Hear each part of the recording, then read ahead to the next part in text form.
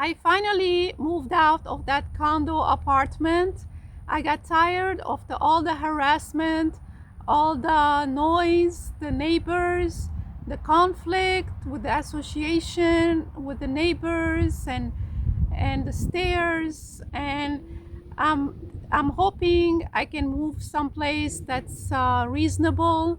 I don't know if I'm gonna be on a second floor, but hopefully I'm gonna be on a first floor.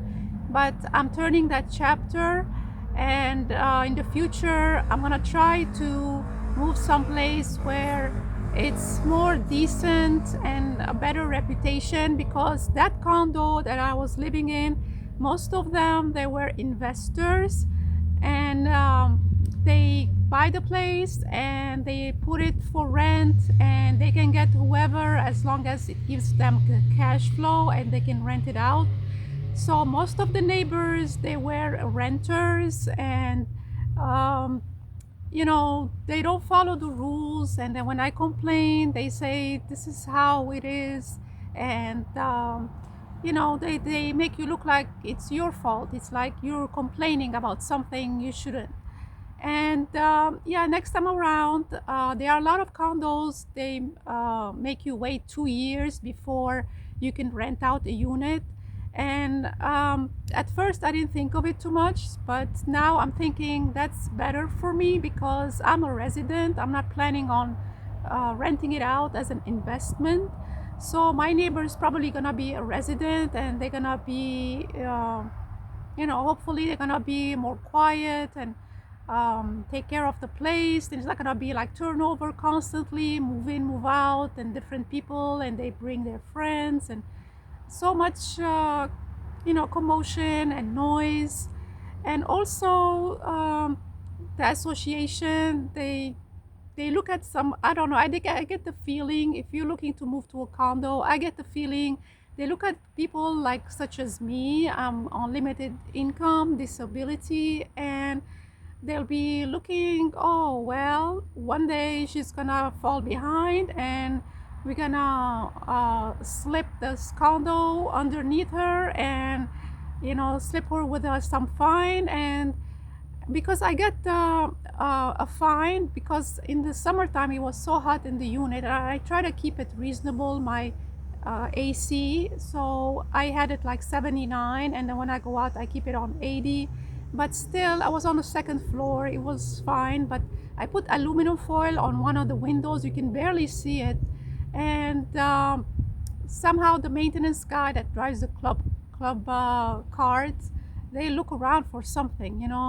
And then they go tell the management or the board people, and then they send me a fine. I'm supposed to pay $100 a day until this issue is resolved, or we're gonna escalate it and whatnot.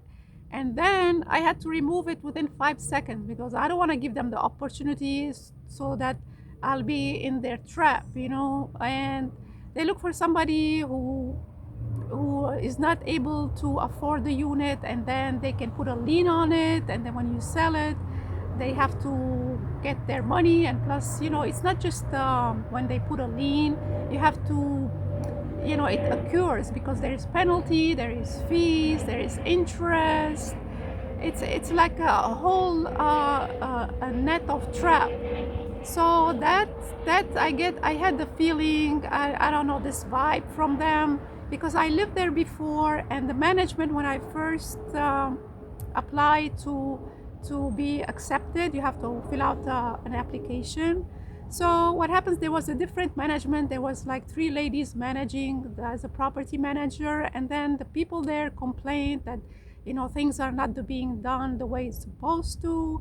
And so everybody voted so that they get a property management company. But anyhow, that wasn't what I was mentioning. So what I'm saying is there was those board people managing the place. So what happened, they wanted so much personal information from somebody who I was moving in the beginning. So they wanted, you can do background check, which is everything about your background, but they wanted also my credit history, my income, which I moved before to other condos, and none of them asked me those personal questions. Um, as long as you don't have your background check comes clear, it's supposed to be fine. But yeah, this particular one with the investors, and I think they said in the end it was 65% investors.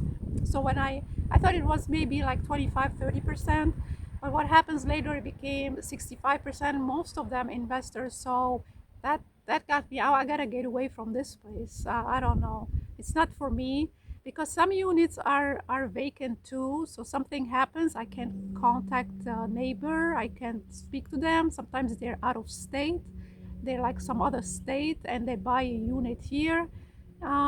It's too complicated for me as it is. I have anxiety. I'm not, I'm not gonna have sleepless nights over sleepless nights, which I did for other reasons, which noise, a squirrel, you know, people say that was by accident, but I think that was intentional. Somebody put something on the roof to feed the squirrel so that he comes down, and then there was no barrier. I don't know. Things don't happen, out of the blue. I think I was being harassed or tormented. I don't know. Let me know what you think. Is it an accident that a squirrel, with all the 200 apartments that were there in that community, decided I want to go to Anne's roof and go from there and go down that pipe, and at night on Christmas afternoon, Christmas Eve, when the animal control don't even work, they didn't have a staff, even though one of them answered the phone and they said if he goes outside, he's outside running around in your unit, which did happen the next day, because the squirrel chewed on the vent, the aluminum foil vent, and then he was running around the apartment. He said then we can come and take care of it. So a lot of bad things. Every month there was some miserable situation for me. So finally I packed and moved out.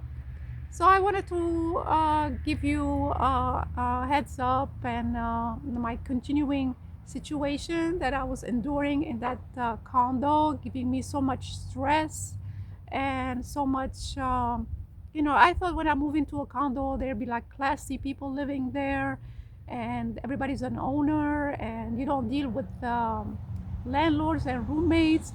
But now the HOA is like, they try to, I don't know, they try to give you a fine, they try to do things to, I don't know, if you're not friends with them, like politics, then you have to be on their side. I mean, I'm neutral, but see, I live alone, and I had the impression that I was picked on. So, but anyway, so let's see my new chapter. Right now, I'm renting a room to see what's gonna happen next, because here in Florida now we are in January. This is the most expensive time if you're looking for a place, because this is like where all the snowbirds come down, especially now when it's snowing up north. Blizzard after blizzard. They're gonna get another one, I think, this weekend. And our temperatures also, was cold in the 40s at night. But anyway, yeah, if you're looking to move to Florida, January till March is the highest, uh, rates with everything, with rental, especially with the vacationers. And if you're buying a condo or whatever, they'll be looking for people from up north to come down and, have them rent a place rather than the local ones. But anyway, let me know if you have any questions, if you have any feedback. Yeah, okay, well, this is what I have for you today. You can put a like and subscribe to my channel, and I see you in my next video. Thanks for watching.